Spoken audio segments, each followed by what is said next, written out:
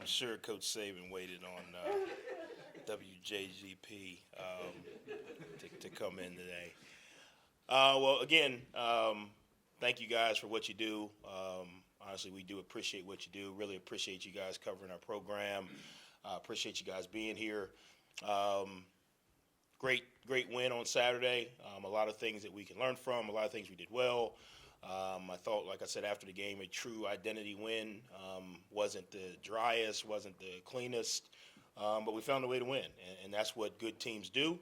And that's what we're going to have to be able to continue to do moving forward throughout the season. Obviously, there's a lot of things that we all would like to get cleaned up, and we all understand that there is some things that we do really well. We got to continue to do that. So moving forward, got a little bit of a break in the schedule, which allows us to kind of get into some things that we look forward to during the bye week. Yesterday was our mental health check day. All of our coaches put on their counseling hats and mental health specialist hats and met with all our players. These guys are real people. They have real issues going on in their life. They're not robots. It's not John Madden football where they just turn the game on and play football. So our coaches here have to serve, a few different roles to kind of have the resources available to be everything these players need. So yesterday, each coach met with every one of his players at his position and talked about everything but football. How's life? How's your family? How are your kids? How's school? Hey, how's your girlfriend? How's your social media following? Everything. And then we had our herd Monday Night Football wing night and pizza and let the guys hang out a little bit. Today we'll get into a little bit of fundamental work in practice today, looking at some of the things we do well, looking at some of the things we need to correct, making the decision, do we need to correct it, quit trying to do it, hold it until we can do it better. What do we do well? How can we do those things better? How can we minimize some of the mistakes that we're making? How are teams attacking us? That'll be the next couple of days, and then close to the end of the week, we'll make the switch into Lafayette. So really good opportunity for us to be able to kind of recalibrate, look at where we are, what do we need to do, where do we need to go. We're 6 weeks into it now, so you get a pretty good idea of what your players can do, what they can do well, what they're still struggling with, what players are able to do what, and how we can move those guys around to better fit consistency on the field. So with that, we'll open up for questions. Coach, with that gap you have, is it almost a little bit is it almost a little bit better because you can stretch out a little bit in the middle of a season and do some things without, the rigid schedule of, game week Saturday going to the next Saturday, and you have a few days in between? I think it's adjustable. We're big on the routine. I think the players kind of get in the routine of what you do, when you do it, how you do it. But I think it is, an opportunity for us, whether it was true bye week or whether it was true middle of the week game or whatever it may be, it's an opportunity for us to kind of evaluate some of the things we've done, look forward to some of the things we can do, look at some of the players and figure out how they're progressing. The players that are doing some really good things, how can we continue to help them do that? The players that aren't playing or doing the things we need them to do we need to replace? Do we need to move? Whatever we need to do. The schedule and the routine is good, but I also think that the breakup in the routine comes at a good time. I think sometimes you do need that. It's our job as coaches to make sure we don't get too far away from the norm, and you don't want to get too far away from the practice routine, from the body, mechanic standpoint, but you do want to be able to kind of use that break for positive. Coach, when you look at, obviously you guys saw Louisiana in the bowl game, but these are two different teams in two different places from when you met the time before. What do you take from having seen them previously, or is it just kind of all new, start from ground zero? Well, they're the defending Sun Belt champs, so they got championship DNA. I don't care what their record says. And that's where our program we've got to get to, regardless of what your record says. You have championship DNA, and that's what they have. When you put on the film, you don't see the record. And I think that's a positive, for our guys. What you see is guys making plays on both sides of the ball. What you see is a team that has experience. If you look at all of their games, they're in them all the way down to the end. If you look at the games that they've won in the past, bowl game, early in the season, they've come from behind. in situations where teams that don't have championship DNA may fold and say, "Oh, we're behind a couple scores. We're behind whatever it may be." But when you look at them, you don't see the record. You see a team that's won the conference. You see a team that's won the conference multiple times. You also see a team that understands how to play in these types of seasons. In their history, they've been in situations before where they didn't just go undefeated all the way through. They've been in situations where they've had to battle back. So their experience leads us to believe and respect their process. What we've got to do is we've got to make sure that we focus on fixing everything we need to fix and being consistent in the things we're really good at. Because there's a lot of things we do really, really well. And I think a lot of times coaches always look at the negative or what we don't do. We've got to be able to do those things really, really well against a championship opponent. Hey, Coach, kind of going off of that, though, we were down there in New Orleans, and it was kind of a heartbreaking loss. The guys after the game were pretty emotional about it. How do you manage? I mean, do you think those guys are going to be coming in playing with a little bit of a chip on their shoulder, like a revenge game a little bit? Or, I mean, is it a completely blank slate? No, I mean, obviously these guys, again, they're human, so they have memory. But it's a totally different team. This team's identity is totally different from last year's identity, and that's not positive or negative. With every season, every story is a different chapter, if that makes sense. So the position we were in at the end of the year last year, we're not in that position anymore. A lot of the players that were even in New Orleans are not here anymore, positive and negative transfers, guys graduating, moving on. Do we have remembrance? Do we have memory? Yeah. Is it a revenge or payback? No, because the goals and identity of this team are different than the goals and identity of that team. So again, I think it's about going out every day and preparing really well for a really good opponent, playing really, really hard, and then executing. I think obviously the experience of playing a team like that helps you prepare no different than, we played another Sun Belt team last year. That helps us prepare.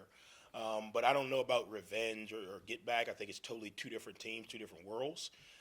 Maybe different if you play them week one and then you play them in the championship. I think that may be different. But the identities of those two teams are different, if that makes sense. A lot of times on a normal bye week, which obviously this isn't one, you might be coming in on a week's rest with the other team having played a game the week before, but both teams going to come in on 9-10 days rest, whatever it is. Kind of just preparation as normal, not going in with any kind of advantage on rest. Yeah, no, I mean, I don't know their schedule. I don't know how they maximize their schedule.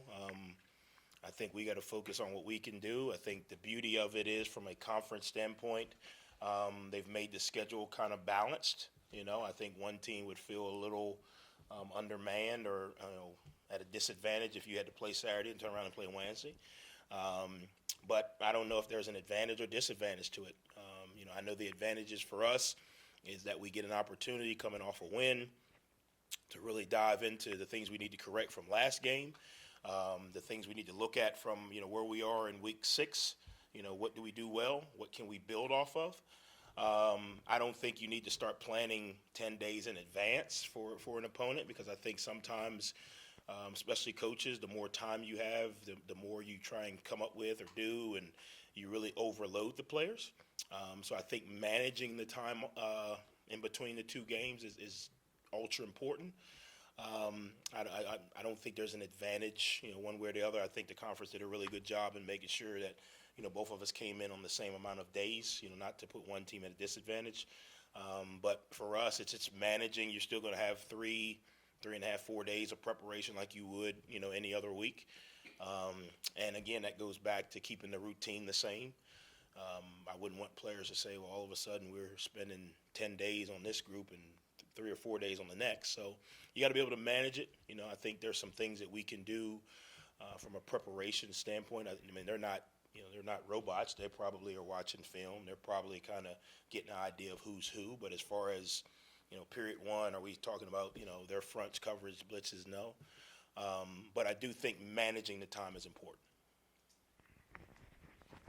Kind of going off of that, you mentioned the wing night last night and stuff. Just how important are those events and taking time like that, talking with the guys? You say they're just people. I mean, Important is that, and how does that build like off the field chemistry too? Yeah, I think it's very important in a resource-restricted environment that we're in. We got to kind of wear multiple hats.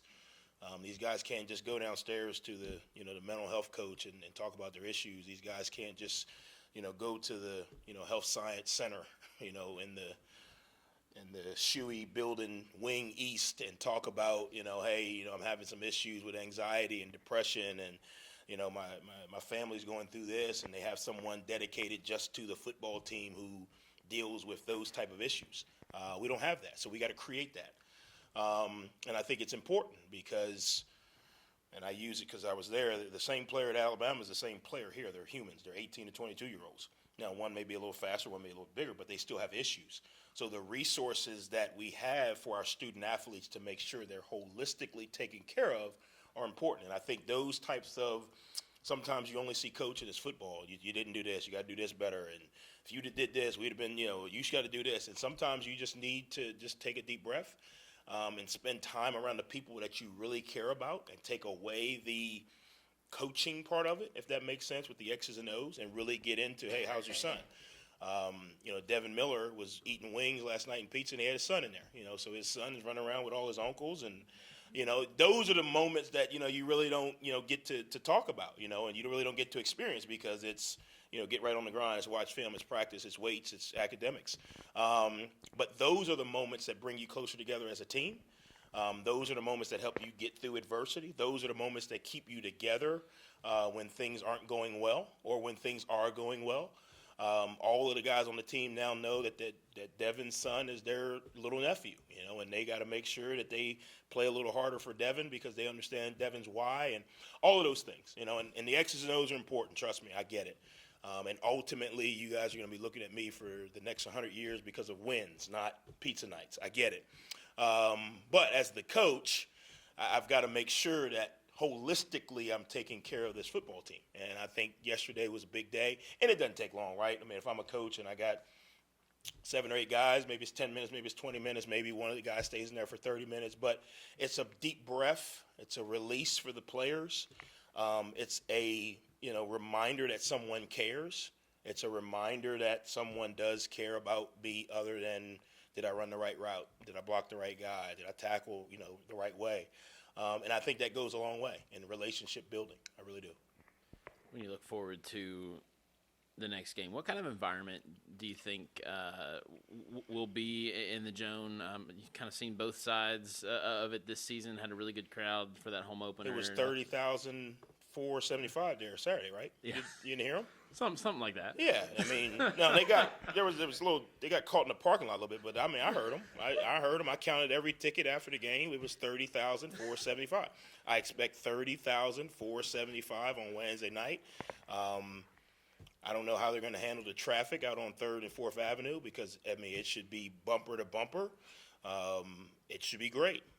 And again, only thing I can do is expect the fans that say they're committed to the program to show up just like they would any other Saturday. It's a little bit different for us, and this is one of the things I talked about, when we made this move into the Sun Belt. It's a little bit different because you are going to be playing some Wednesday night games, some Thursday night games, some Friday night games. So we've got to adapt, and we haven't had that here for a few years where we had to actually play at home on a Wednesday or Thursday night.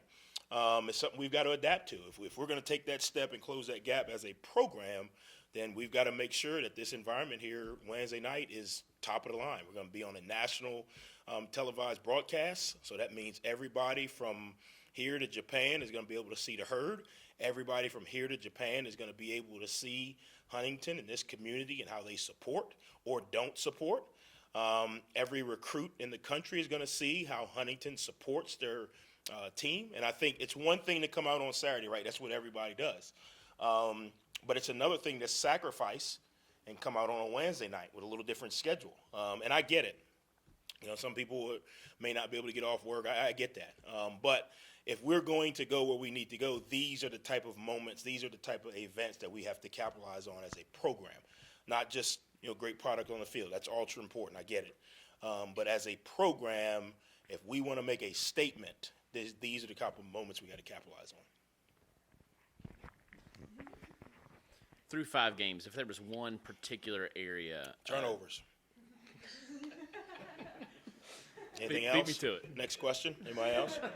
Yeah, turnovers. Yeah, it's you take those away, and I mean it's football, right? If you minimize those, it's just be realistic. Obviously, you don't want any, but if you minimize those, it drastically changes the landscape that we're standing on. You know, and we could point to who and what and when, but you know, for us, turning the ball over is costing us points directly in at least 4 incidents. You know, so that changes, you know, drastically, and that's not a knock on any one person. That's all of us. We're all accountable to it. Ball security is something that we continuously preach. We start every practice with 5-minute turnover circuit. So if anybody has any ideas out there, I know you guys know a lot more than me and have all the answers. Please, yes, I'll take them. But that's the one area that we have got to get better at. And it's not, I mean, you're going to have sacks. You're going to have tackles for loss. You're going to have penalties. We try to minimize those. The more you minimize them, the better your chance of winning. But directly, we have got to fix that issue. And that's a collective, everybody. So that means, and that's part of it too, right? Because the defense understands if we give one up, we got to get 2. That's the way we approach it, right? Because it's not just, point the finger at Johnny on the offense or point the finger at Johnny or Billy on the offense. No. If we turn it over on offense, defense, you got to go get 2. We're in this together. If you go get 2 on defense, then we can't have any on offense. You know what I mean? So we're in this together. But that would be the one issue that we have got to make a huge improvement on in this next couple of days. That it? Good. That was easy. Well, I won't get to see you guys. Do I get to see them? No, I won't get to see you guys before the game. So appreciate everything you guys do and look forward to seeing you next Wednesday. Go Herd.